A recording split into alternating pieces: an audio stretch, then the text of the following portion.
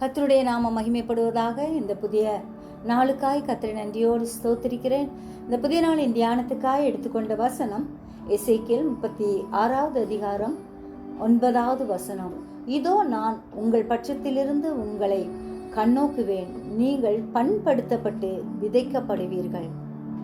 நம்மை பண்படுத்துகிற ஆவியானவர், நம்முடைய இதயமாகிய தோட்டத்தை அவர் பண்படுத்துகிற தேவனாயிருக்கிறார்.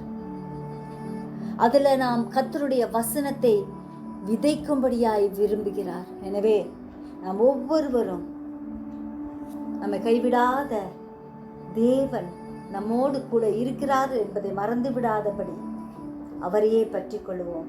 நான் உங்களை திக்கற்றவர்களாக விடேன் என்று சொன்ன வாக்குமாறாத வல்ல தேவனை பற்றி அவருக்காக வாழ்வோம்.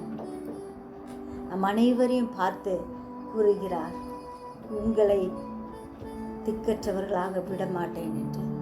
எனவே கர்த்தருடைய வார்த்தையை எருக பற்றி கொள்வோம், அவருக்காக நாம் வாழ்வோம்.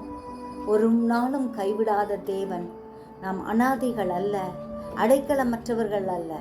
காரணம், கர்த்தர் நமக்கு போதுமானவராய் துணையாய் இருக்கிறார்.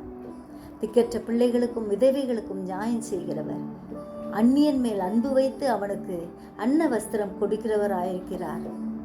எனவே நீதியுள்ள நியாயாதிபதியாகிய ஆண்டவர் நம் மத்தியிலிருந்து நியாயம் செய்கிறார். அந்நியன் மேல் அன்பு வைத்து அவனுக்கு அன்ன வஸ்திரம் கொடுக்கிறவர்களாய் நம்மை மாற்றுகிற தேவன். நாமும் நம்மால் முடிந்தவர்கள் மற்றவர்களை உபசரிப்போம். கர்த்தர் நம்மை ஆசீர்வதிப்பார். ஜெபிப்போமா? ஜீவிக்கிறதான நல்ல இயேசுவே, இந்த அருமையான நாளுக்காக நன்றி செலுத்துகிறேன் அப்பா. இதோ நான் உங்கள் பட்சத்திலிருந்து உங்களை கண்ணோக்குவேன் என்றவர் எப்பொழுதும் எங்கள் மீது கண்ணை வைத்து ஆலோசனை சொல்கிறபடியால் நன்றி செலுத்துகிறோம். பாதுகாத்து கொள்ளும், வழி நடத்தும், கிருபைக்குள்ளாய் மறையும். இயேசு மூலம் ஜெபம் கேளும் பிதாவே, ஆமென்.